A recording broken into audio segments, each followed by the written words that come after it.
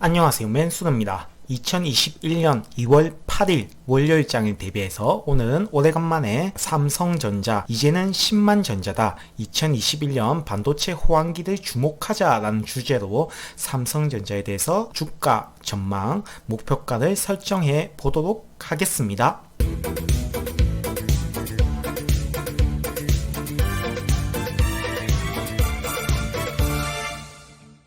네, 삼성전자의 먼저 수급입니다. 삼성전자가 지난 1월달이었나요? 1월달 중에 96,800원을 고점 찍고 지금 8만전자로 다시 돌아와서 조정을 보이고 있는데 그 9만전자로 이끈 주역들은 동학개미들이었습니다.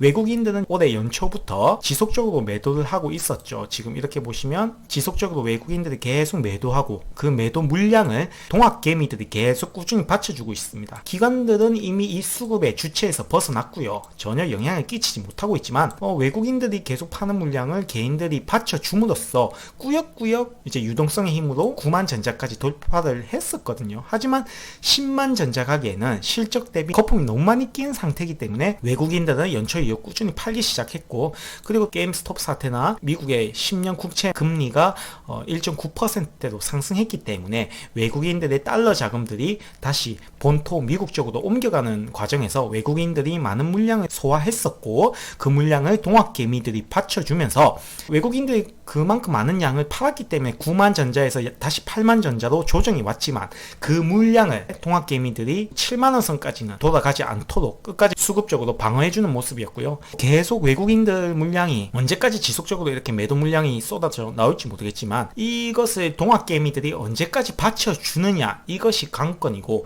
이 수급에서 외국인들이 떠넘기는 물량을 개인들이 못 받쳐주고 개인들도 동시에 매도할 때 그 시기는 아마 금리 인상 시기가 되지 않을까 싶습니다. 하지만 개미들이 이 수급을 못 떠받치고 같이 매도 쪽으로 간다면 아마 이 수급은 무너지고 삼성전자는 다시 7만전자, 6만전자로 갈 수도 있겠죠.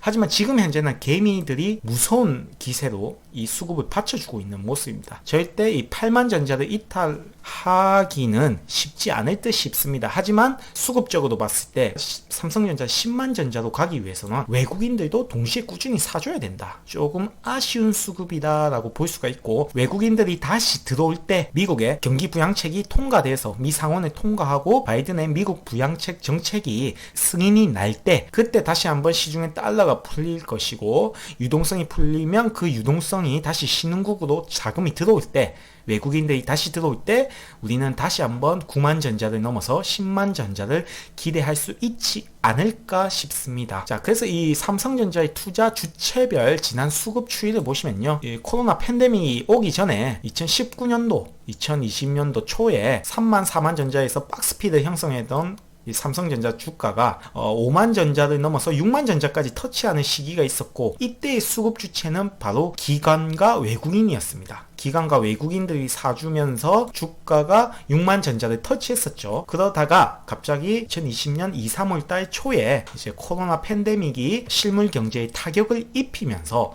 삼성전자 주가를, 특히 우리 코스피 시장 삼성전자 주식에서 외국인들이 본토로 자금을 모두 빼갔어요. 그때 원달러 환율이 치솟으면서 우리나라 코스피 시장, 특히 삼성전자 주가에도 4만전자 초반대까지 떨어지는 계기가 되었죠. 실적 전망은 밝았지만 수급에서 외국인들이 본토로 달러 자금을 다 빼나갔기 때문에 기관들도 약간 매도세로 돌아서고 코스피 1400선과 함께 삼성전자 주가가 떨어졌죠. 그때 이제 구원투수로 나와준 게 바로 우리 개인들이었죠. 개인들이 꾸준하게 4만 초반대부터 매수를 진행해준 결과 어느 정도 주가는 4만전자에서 5만전자, 6만전자 초반까지 팬데믹 이전 수준까지 끌어올라가게 되었죠. 그때 주체가 바로 개인들이었고요. 그때는 외국인과 기관들은 꾸준히 팔고 있었고요. 그러다가 이제 어느 정도 우리 한국이 K 방역 해가지고 방역에 어느 정도 성공하고 1, 2분기, 상반기 삼성전자의 실적이 생각보다는 흔들림이 없었고,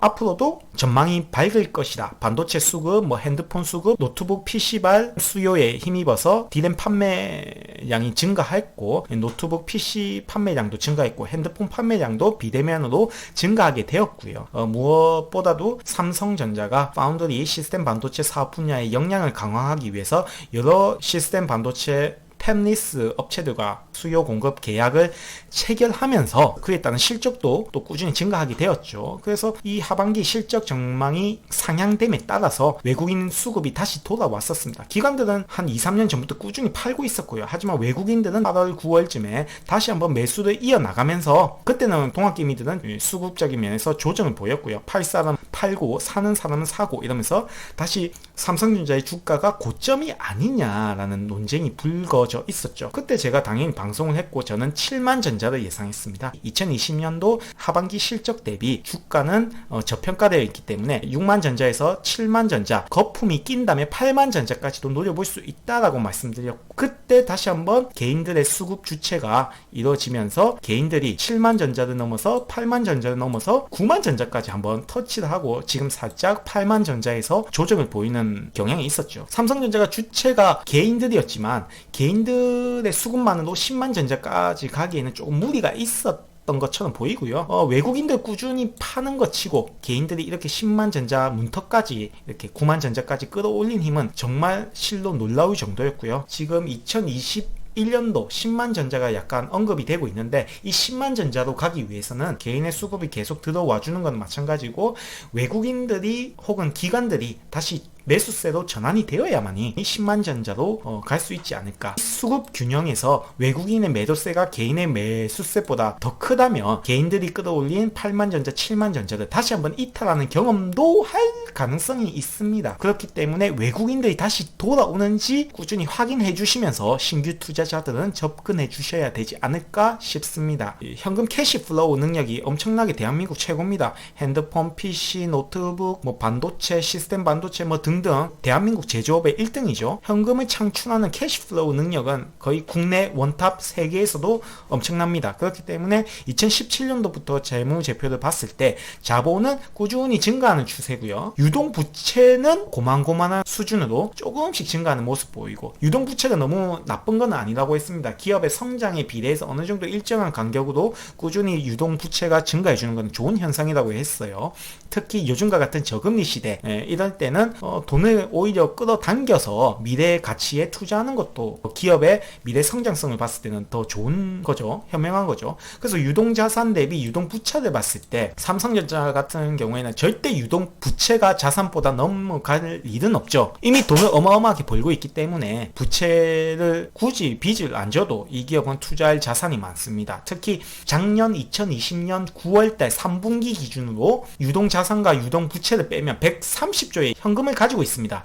2020년 4분기 실적도 어느 정도 큰 타격이 없었기 때문에 이 기업이 가지고 있는 현금을 약 130조로 잡았을 때 130조 가지고 2021년도 이 중요한 시기에 4차 산업혁명을 맞이해서 중요한 곳에 R&D 사업 분야나 공격적인 M&A를 통해서 삼성전자가 보유하고 있는 사업 역량성을 확대시킬 수 있는 좋은 기회를 가질 수 있죠. 이걸로 유일하게 언론에서 언급되고 있는 게 삼성전자가 D램 분야에서는 세계 1위, 낸드 플래시 세계 1위, 시스템 반도체 분야는 조금 저조하죠. 파운드리는 세계 2위입니다. 차에도 메모리 반도체가 들어가겠지만 우리 삼성전자가 생산하고 있는 메모리 반도체는 PC, 스마트폰, 서버용, 노트북용 이렇게만 있는데 차량용은 점유율이 세계에서 거의 진짜 없다고 보면 됩니다. 차량용 반도체에는 그렇게 큰 점유율을 가지고 있지 않아요. 수익이 그렇게 큰 비중을 차지하지 않고 있습니다. 차량 반도체의 세계 1위 기업은 바로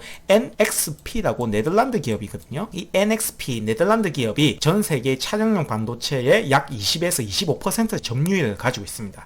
근데 이 삼성전자는 NXP를 인수하고도 남는 금액이 바로 이 130조입니다. 삼성전자가 만약에 차량용 반도체도 진출하려고 한다면 이 NXP를 공격적인 인수 합병을 안 할 이유가 없겠죠. 고부가가치 산업이죠. 차들이 다 전기차, 자율주행차로 전환된다고 생각하면 어마어마한 시장이고 앞으로 향후 5년 동안 그 파이가 굉장히 커질 거라고 합니다. 지금 현재는 이 차량용 반도체가 생산 단가 대비 수익률이 굉장히 저조하기 때문에 TSMC나 삼성전자, 하이닉스나 이런 쪽에서 공격적으로 이제 시설 투자를 늘리기에는 좀 수지가 맞지가 않아요. 이해타산적으로 봤을 때 투자 대비 큰 수익을 얻을 수 없기 때문에 그렇게 막 차량용 반도체의 중요성을 크게 부각시키지 않았습니다. 하지만 이제 곧 자율주행차가 코로나 팬데믹이 끝나가거나 하면 이제 차에 대한 수요도 굉장히 늘어날 거기 때문에 4차 산업혁명에 맞물려서 자율주행차 보급이 늘어나게 된다면 당연히 거기에 따라서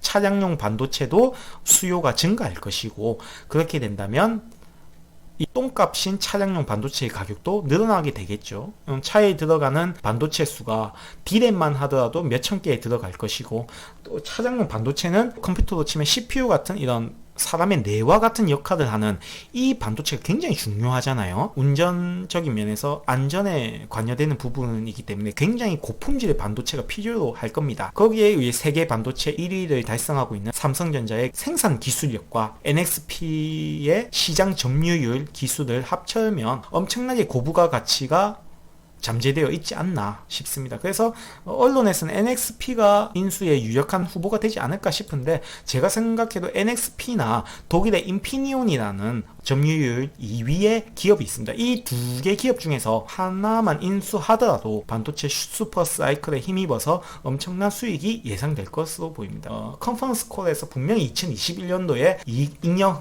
현금을 바탕으로 주주들에게 배당률을 조금 늘려주고 또 공격적인 M&A를 실현하겠다고 했습니다. 그래서 향후에 뉴스를 잘 보시다가 이 NXP 혹은 뭐 기타 등등의 차량용 반도체 중요 회사를 인수하는데 이 130조를 쓰려고 하는 기사가 나오면 거기에 따른 또 미래 성장 먹거리의 또 파이가 커지기 때문에 많은 증권사에서 삼성전자의 목표가를 상향치로 올리겠죠. 그때 또 외국인들이 맞물려서 수급이 들어온다면 삼성전자는 10만 전자 충분히 갈 수 있다고 보여집니다. 그래서 삼성전자의 실적, 저번 컨퍼런스 콜에서 4분기 실적이 6조 6천억 정도 나온다 했고요. 지난 2019년 대비 약 1조 4천억 정도 증가했습니다. 코로나 위기에도 불구하고 4분기 실적이 전년 분기 대비 못 미칠 것이라고 예상했는데 어느 정도 이 정도면 굉장히 코로나 치고 선방했어요. 그리고 2021년도 올해 1분기에도 작년 분기 대비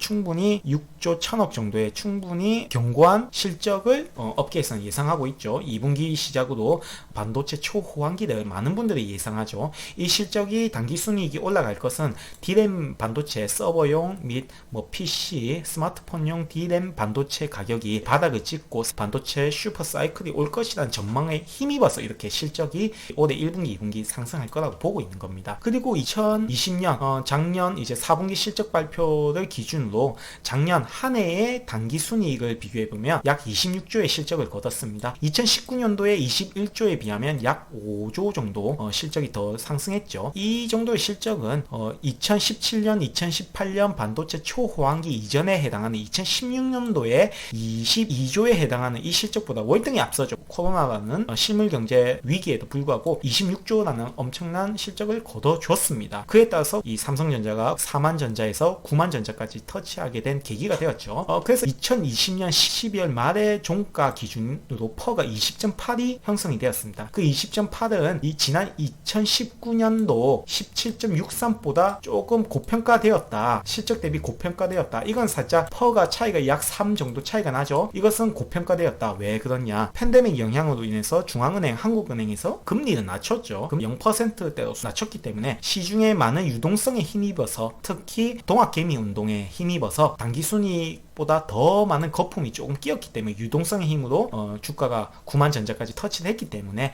퍼가 20.8이라는 퍼가 조금 증가된 모습을 보여줬죠.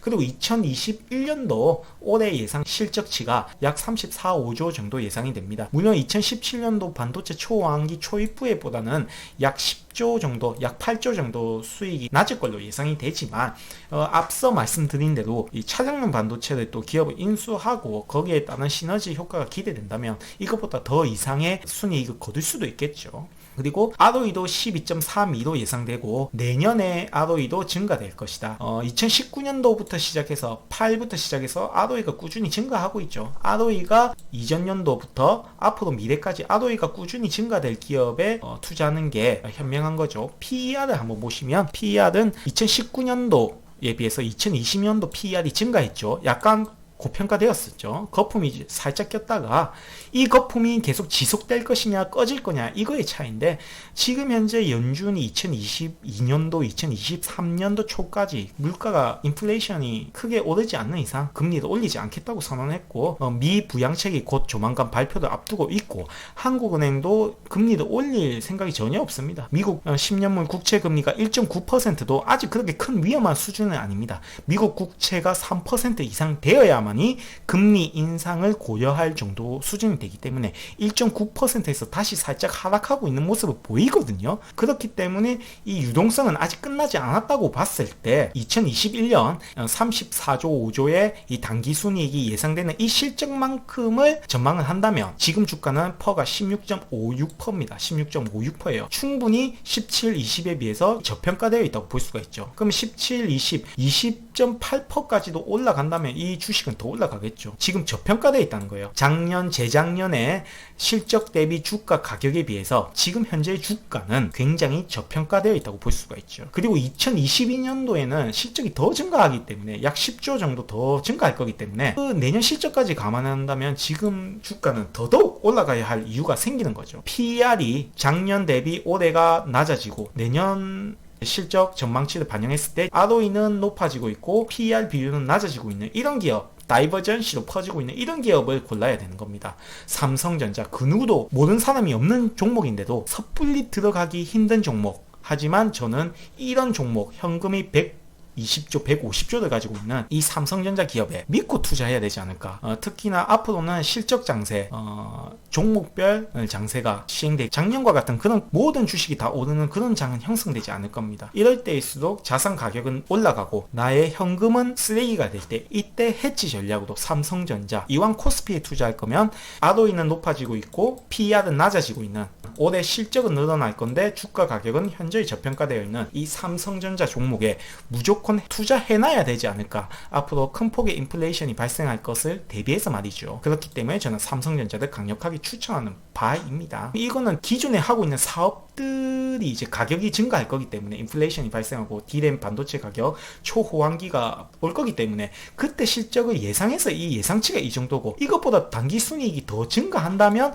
당연히 주가 퍼 비율은 더 낮아질 거고 주가는 더 상승할 빌미가 생기겠죠. 그래서 이 기존 예상치보다 단기순이익, 매출액이 더 높아지기 위해서는 이 삼성전자의 시스템 반도체 파운드리 이 매출액 추이를 봐야 됩니다. 그래서 지금 현대차증권에서 이제 발췌한 내용인데요. 2019년, 2020년 지난 재작년, 작년 비율을 봤을 때 파운드리, 삼성전자의 파운드리 매출액이 꾸준히 증가하고 있는 추세를 보이고 있죠. 파운드리 사업에서 라이벌인 TSMC의 고객들을 하나하나씩 지금 데려오고 있어요. 그리고 앞으로 2021년, 2022년, 2023년, 2024년 향후 약 4년 이상 동안 이 파운드리 매출액은 큰 폭으로 오를 것이고, 파운드리 외부 고객 확대가 순매출액 증가로 연결되기 때문에 외부 고객 확보에 중점을 가하고, 지금 이미 실적이 계속 드러나고 있죠. 삼성전자의 엔비디아, AMD 이런 기업들 계속 수주를 따내고 있기 때문에 더 많은 수주를 따내기 위해 노력할 거고 공격적인 M&A를 추진할 겁니다. 앞으로는 이 삼성전자 파운드리와 시스템 분야의 매출이 어떻게 올라가는지 한번 기추가 주목되는 바이고요. 자, 그래서 월봉 차트를 이제 기술적으로 한번 보겠습니다. 차트를 보시면 월봉은 지금 정배열 5월봉, 10월봉, 25월봉, 60월봉, 120월, 205월 장기적으로 봤을 때 정배열을 형성되고 있죠. 하지만 월봉상에서 정배열은 큰 의미가 없긴 합니다만 그래도 차트 모양이 굉장히 예쁘게 나와져 있어서 장기적인 관점에서 봤을 때는 오히려 떨어질 때 줍줍해서 추후에 더 예쁜 모습을 그려나갈 것을 기대할 수가 있습니다. 그래서 월봉상에서 봤을 때는 1월달에 96,800원 윗꼬리를 크게 달고 쭉 밀리고 있죠. 이때 사신 분들 조금 힘든 구간입니다. 하지만 만약에 떨어진다면, 올라가면, 다시 올라간다면 물론 좋죠. 하지만 항상 주가는 투자를 하실 때 항상 확률은 반반이다. 무조건 내가 산다 해서 오르는 건 아니다. 내가 사더라도 오를 수 있고 떨어질 수도 있고 반반의 확률을 감안하면서 자산 배분을 해줘야 됩니다. 그렇기 때문에 올라가면 다행이지만 만약에 신규 투자를 고려하시는 분이라면 하단선 5월선이 만약 이탈하면 땡큐 하면서 줍줍하는 게 나을 것 같고요. 보유하고 계신 분들은 2월 8일 월요일장에 만약 올라간다면 땡큐고요. 하지만 추석 전까지 2월 10일 옵션 만기일이 예정되어 있고요. 그리고 외부적인 요인에 의해서 외국인들이 계속 자금을 이탈하는 그런 뉴스거리가 계속 나오고 있기 때문에 이 동학개미와 외국인의 수급 싸움이 어떻게 될지는 장담하지 못하기 때문에 동학개미를 믿으신다면 그냥 홀딩 하시고 계속 더 사시고, 약간 좀 외국인이 계속 빠지는 게 조금 걱정된다 싶으시면 5월선까지 한번 떨어진지 한번 지켜보는 것도 나쁘지 않다고 봅니다. 그래서 5월 봉상에서 봤을 때는 하단선 만약 이탈한다면 5월 봉선 74,200원까지 떨어지는지 보고 지지하고 올라간다면 다시 매수하자. 74,200원을 지지하는지 확인하고, 만약 74,200원 5월선을 이탈한다면 그 밑에 10월선과 제가 추세선을, 월봉상 추세선을 끊어놓은 이 선, 이 선에 해당하는 10월봉선과 상단선에 해당하는 65,500원까지도 떨어질 수도 있습니다. 그렇기 때문에 이거를 이탈하는지 지지하는지 보고, 동학개미가 이기는지 외국인이 이기는지 그 가격대를 보고 74,200원, 65,500원 떨어질 때마다 줍줍하자. 오르면 놔두고, 그렇게 되는 겁니다. 자, 주봉상에서 봤을 때는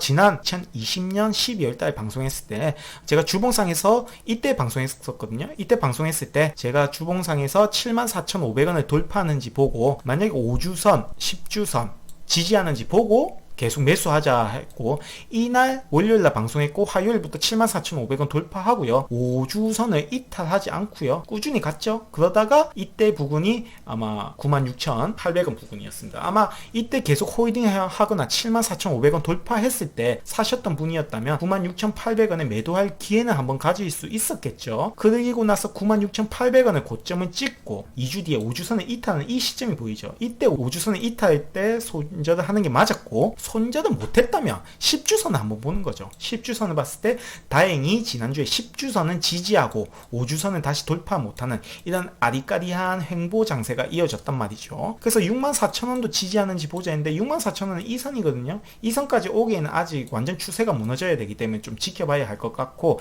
일단 10주선을 지지했기 때문에 거기에 대한 안도감은 가지지만, 만약 5주선을 다음 주에 5주선 혹은 지난주에 고점인 86,400원을 돌파를 한다면 다시 추세를 틀고 고개를 들어 올리겠지만, 86,400원을 돌파하지 못하고 다시 10주선을 이탈한다면 단기적으로 끌어놓은 하락 추세선에, 이 선에 해당되는 약 7만원, 약 7만원 정도, 이 7만원 선은 주봉상의 21선이 아니라 20주선이죠. 20주선에 해당되는 선이기 때문에 20주선과 제가 단기적으로 끌어놓은 이 추세 하락선과 일치하는 약 7만원대 부근, 이 7만원대까지 내려온다면 7만원대 매수 한번 해볼만 하죠. 혹은 평단가를 낮출 기회를 가질 수 있겠죠. 그래서 줍줍하자. 낙엽 이삭 줍듯이 줍줍하자라고 말씀드리고 싶습니다. 만약 올라가면 86,400원을 돌파한다면 다시 9만 전자를 향해 또 고개를 들겠죠. 근데 확률은 항상 반반이기 때문에 이 가격이 어떻게 형성되는지 보고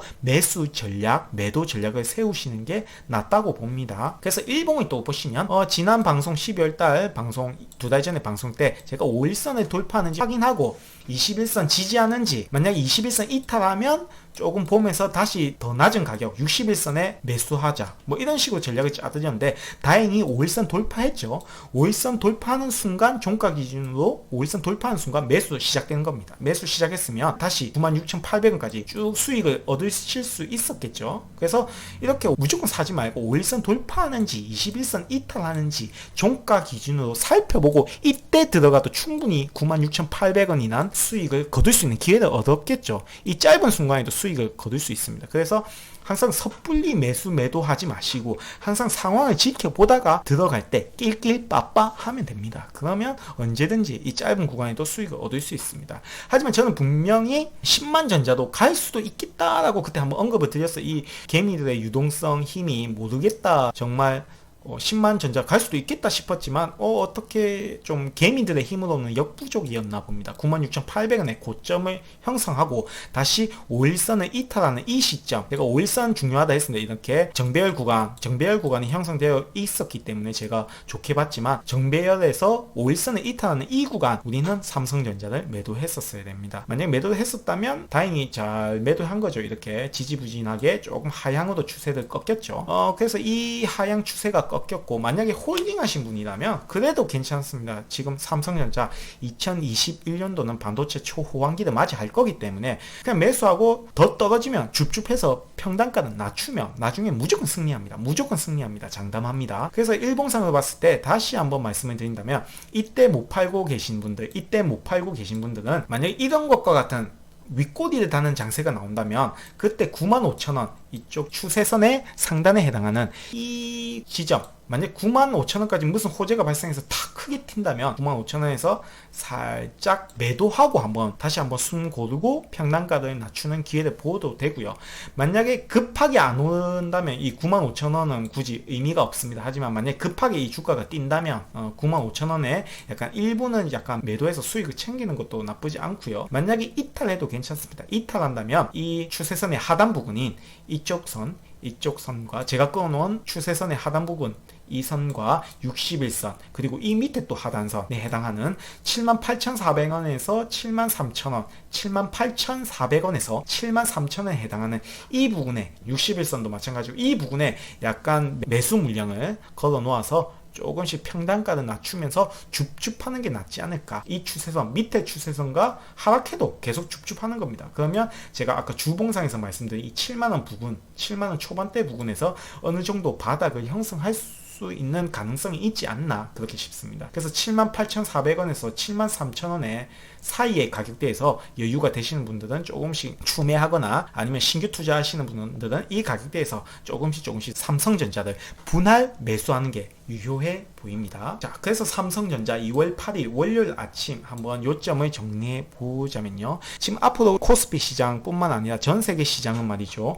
변동성이 확대되는 장세가 시작될 겁니다. 한마디로 박스피를 형성할 수도 있고 뭐 상승 추세로 고개를 돌릴 수도 있지만 그 주봉이나 월봉상의 등락폭이 그때마다 막 요동을 칠 겁니다. 파동이 아마 크게 요동치는 그런 장세가 될 겁니다. 굉장히 변동성이 심한 장세가 예상되기 때문에 이런 장세일수록 개미들이 힘을 잃고 털려나갈 경우가 많습니다. 아마 외국인들은 이런 뉴스거리를 바탕으로 코스피 시장과 특히 삼성전자의 주가를 굉장히 흔들 가능성이 높습니다. 이렇기 때문에 외국인 수급과 동학개미들의 수급이 싸우는 이 과정에서 변동성은 크고 주가는 큰 폭으로 상승, 큰 폭으로 하락하면서 일정한 팔을 그리면서 어느 정도 완만한 상승세가 이어질 수도 있습니다. 그래서 삼성전자 같은 경우에는 파동 형성을 봤을 때 고점에서 팔고 저점에서 다시 분할 매수하고 고점에서는 다시 분할 매도하고 저점에서는 다시 분할 매수하고 이러면서 평단가를 낮춰가면서 가는 전략을 취하시는 게 맞다고 봅니다. 그래서 이 변동성인 장세에서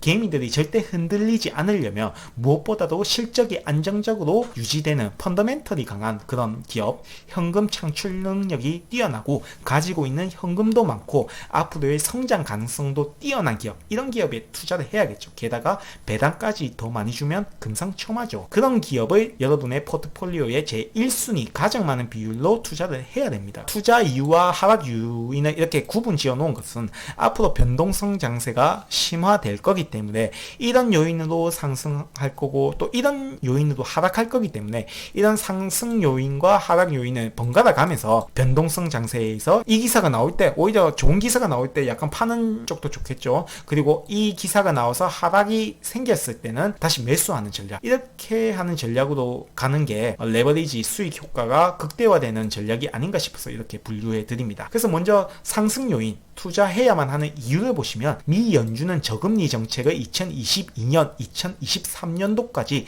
유동성 공급을 확대할 거라고 했습니다. 최근에 불거진 테이퍼링 논란은 아니라고, 사실 무근이라고 연준 의장이 밝혔죠. 그렇기 때문에 앞으로 2, 3년 동안은 미 연준이 저금리 정책을 계속 쓸 거고 옐런 미 재정부 장관조차도 무한적인 이 재정 완화를 언급했죠. 그렇기 때문에 지금 바이든 정부뿐만 아니라 연준 의장까지도 저금리 정책뿐만 아니라 시중에 돈을 풀기 위한 많은 정책들을 예고하고 있습니다. 그렇기 때문에 지금은 약간 민주당 정권이 바이든 정부가 자리를 잡기 위한 지금 인고의 과정이지만 앞으로는 자리를 잡기 시작하고 의회의 힘이 커지는 순간 다시 이 돈은 풀릴 겁니다. 풀릴 거기 때문에 이 풀린 돈들이 코스피 시장, 신흥국 시장으로 돌아왔을 때 삼성전자를 안 살 이유가 없기 때문에 외국인 자금이 올 때까지 우리는 기다릴 필요가 있겠죠. 그렇기 때문에 미 연준의 저금리 정책, 유동성 확대 정책이 삼성전자, 코스피 시장의 상승 요인에 해당되기 때문에 인플레이션 장세의 해지 요인으로 삼성전자에 투자해야 되지 않나 싶습니다. 그리고 2020년 4분기 실적은 코로나에도 불구하고 굉장히 선방했습니다. 오히려 상승했죠. 전년 분기 대비.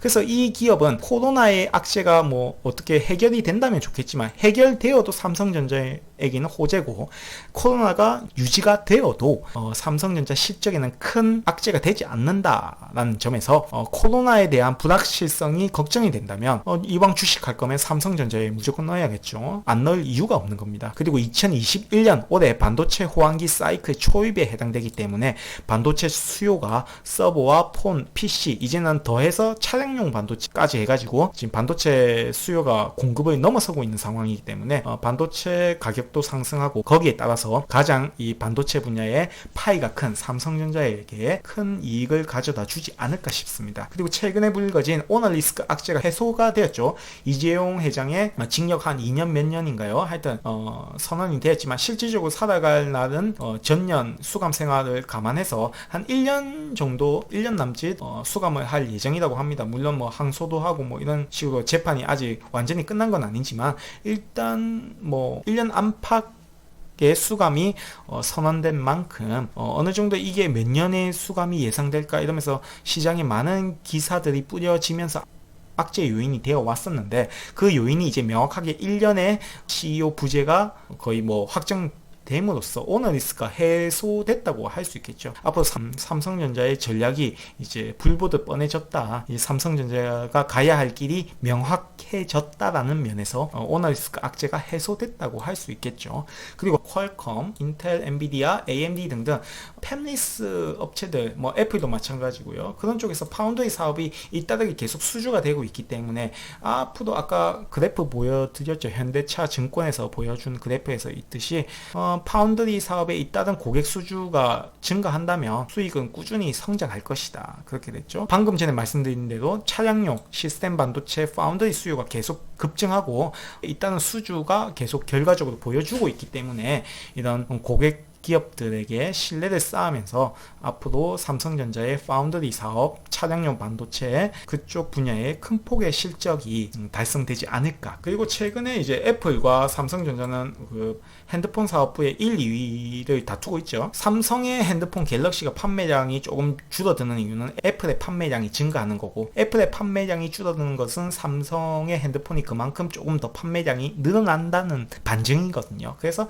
애플이 만약에 애플폰이 판매량이 증가했다면 그것은 애플폰의 디스플레이는 삼성 디스플레이에서 다 수주해가죠. 그렇죠? 그래서 이 애플의 판매량 증가는 삼성 디스플레이의 수혜가 되기 때문에 삼성 디스플레이의 모기업인 삼성전자가 수혜죠. 그렇기 때문에 이 삼성전자는 폰 판매량이 조금 줄어들더라도 삼성 디스플레이라는 양다리를 걸치고 있기 때문에 애플이 판매량이 증가해도 이익, 애플의 판매량이 줄어들어도 이 투트랙 전략이죠. 양다리를 걸치고 있다. 그래서 이 삼성 디스플레이의 수혜가 예상되고 있습니다. 모든 사업들의 안정적인 캐시플로우가 형성되고 있기 때문에 컨퍼런스 콜에서 3년간 연 9.8조 이전의 그 배당 정책에 비해서 약 20% 이상 증가됐다고 하네요. 그래서 3년간 연 9.8조의 배당을 주는 고배당까지는 아니지만 어느 정도 주주 친화적인 배당 정책을 유지하고 있기 때문에 이 삼성전자 배당적인 면에서도 어느 정도 매력이 있다고 볼 수가 있죠. 그 다음 하락 요인을 보시면 환율 리스크가 있습니다. 지금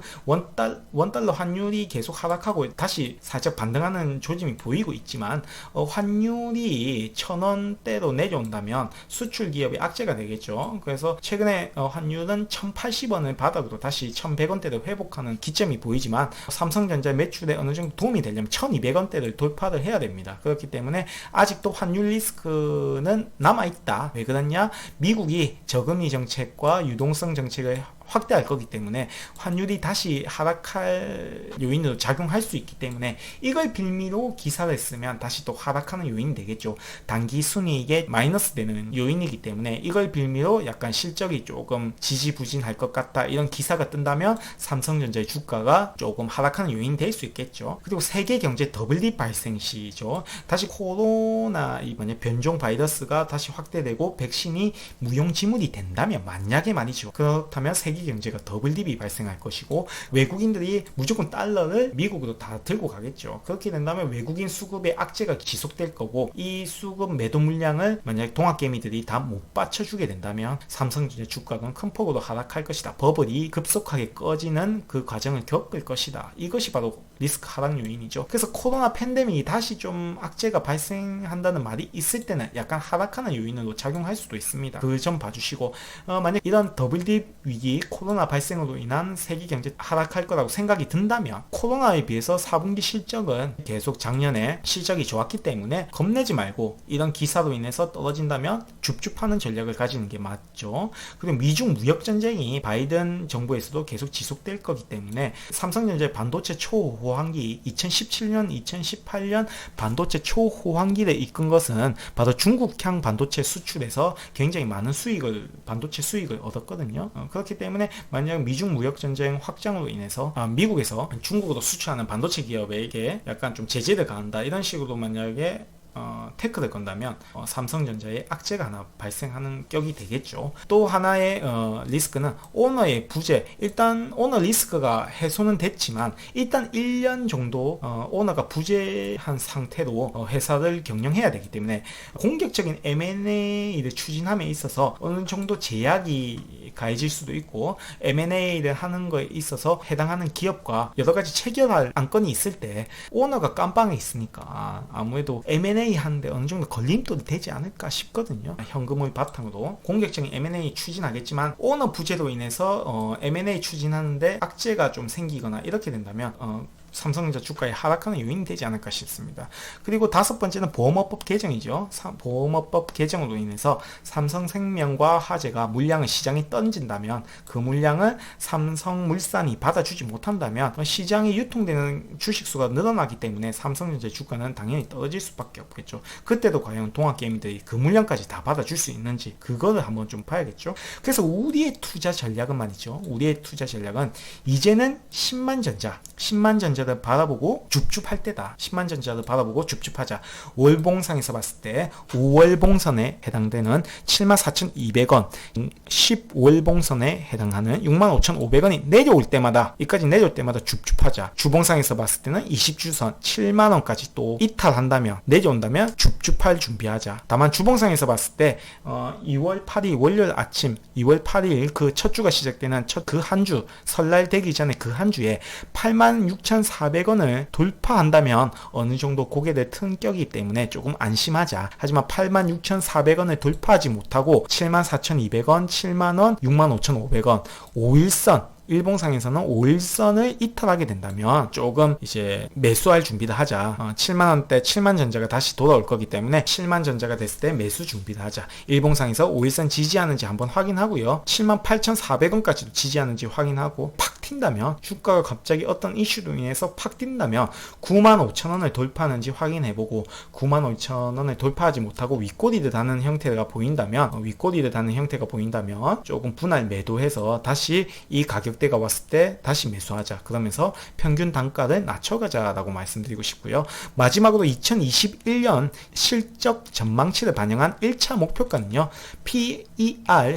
PER이 현재 16인데 지금 유동성을 감안했을 때 2021년 예상 PER은 19.2PER이고요. 그 19.2PER까지 도달한다고 봤을 때는 적정 가격은 98,900원 2차 목표가 더 버블이 형성되어서 유동성 힘이 증가가 된다면 PER 20.8을 잡고 107,000원까지 목표를 잡아도 무관하다 생각됩니다. 그래서 1차 목표가 98,900원 2차 목표가 107,000원을 잡고요. 만약에 큰 폭으로 윗꼬리를 다는 갑자기 급등하는 이런 장세가 시전된다면 95,000원을 돌파하는지 보고 95,000원을 돌파 안 한다면 조금 매도하고 다시 5일선이나 78,400원, 74,200원, 7만원, 65,500원 이럴 때 매수할 준비를 해서 나중에는 98,900원, 107,000원 될 때까지 존버하자라는 전략으로 말씀드립니다. 아무쪼록 변동성이 올해는 크게 확대될 겁니다. 삼성전자도 피해갈 수 없습니다. 이렇게 변동성이 큰 장세일수록 제가 기존 영상에서 말씀드렸던 삼성전자, SK텔레콤,